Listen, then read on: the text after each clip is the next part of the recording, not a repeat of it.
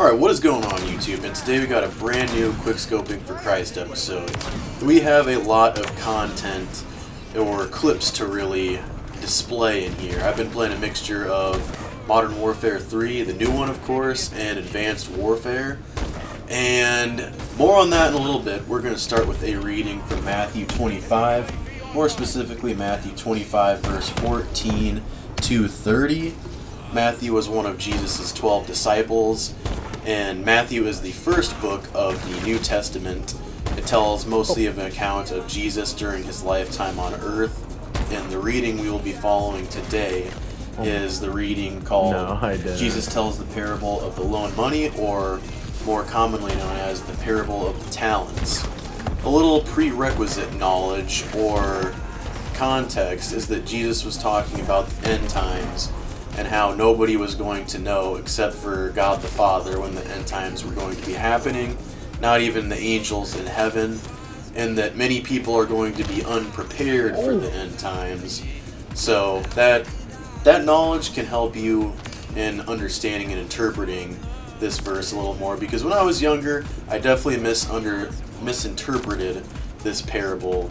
Not that it was a bad misinterpretation, but just not the message Jesus was trying to convey when he told this message, or so I would imagine based on what he says. So let's get started. Verse 14. Again, it will be like a man going on a journey, who called his servants and entrusted his property to them.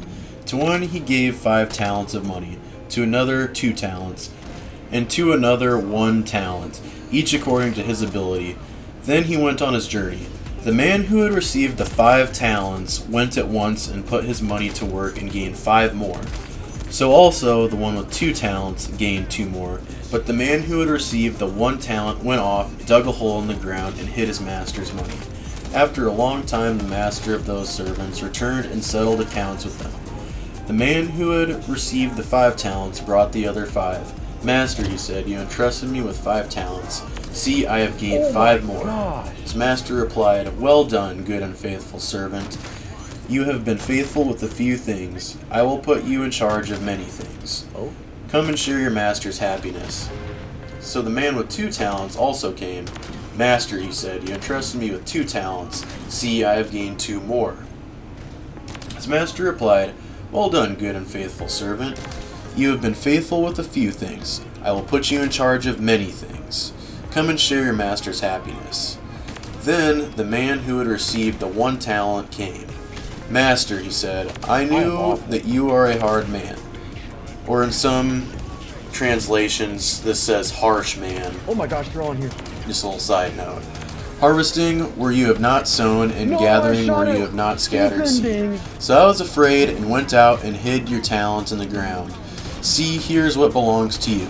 His master replied, You wicked, lazy servant.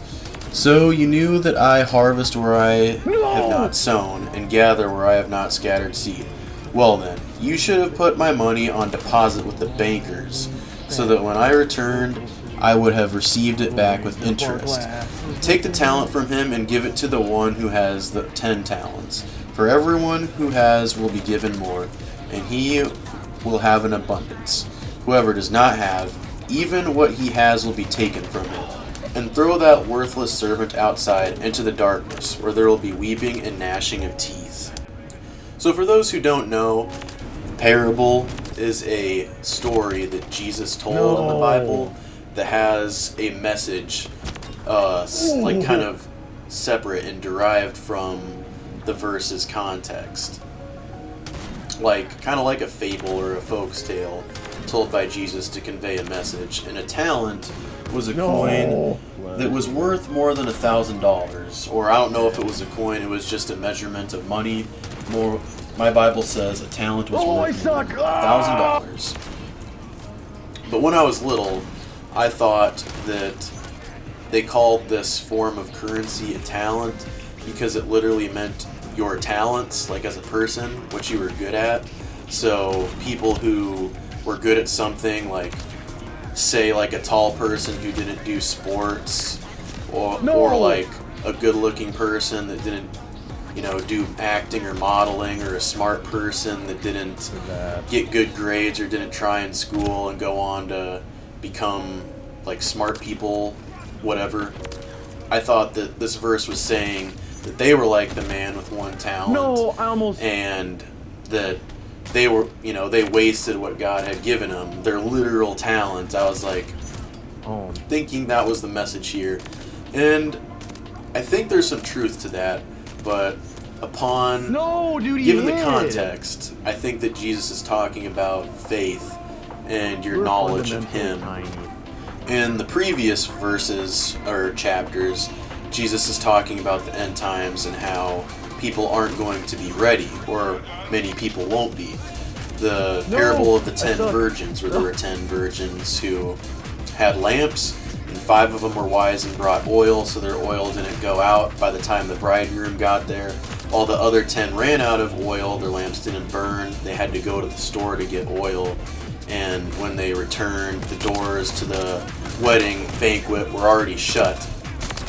And the person at the door of the banquet said, "I don't know you," and so they were just stuck outside of the banquet. That was a little parable for kind of metaphoring when Jesus comes, or like when Judgment Day comes, really, the end times.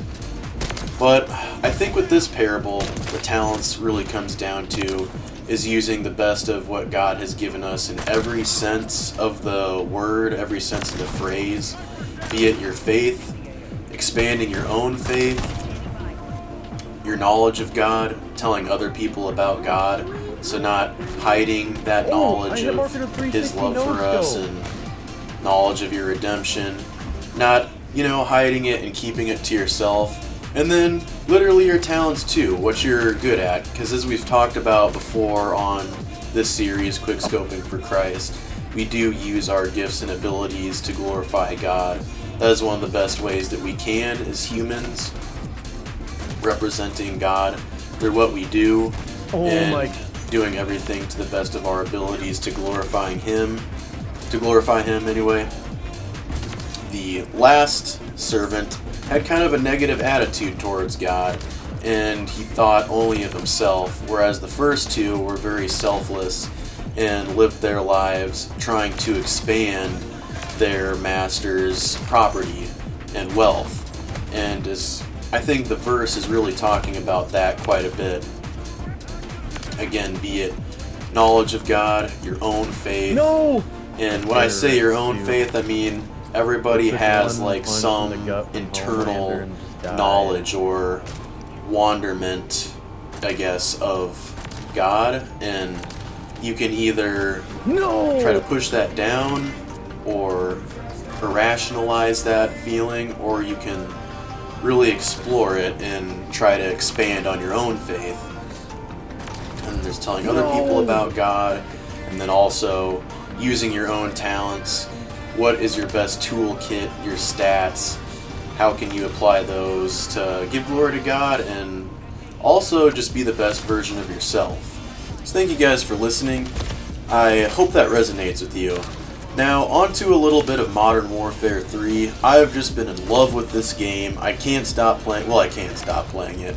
I have physical control over myself, but I enjoy playing it a lot, and most things I'm doing during the day, I'm like, Modern Warfare 3 would be a lot more fun than this. As for Advanced Warfare, I'm also enjoying it, but it is much harder to get clips on there. I have yet to get a clip, and I know it's coming. I know that if I can get triple feeds, I can get quad feeds. I'm just not putting as much time into it as I am into Modern Warfare 3, simply because of how in love I am with this game and how much I am enjoying it. I've hit some crazy clips that I have not put in this series because I'm saving them for the big montage, Duality 3, which is coming. It's sooner than you think. Well, I don't know. It depends how soon you think it's coming.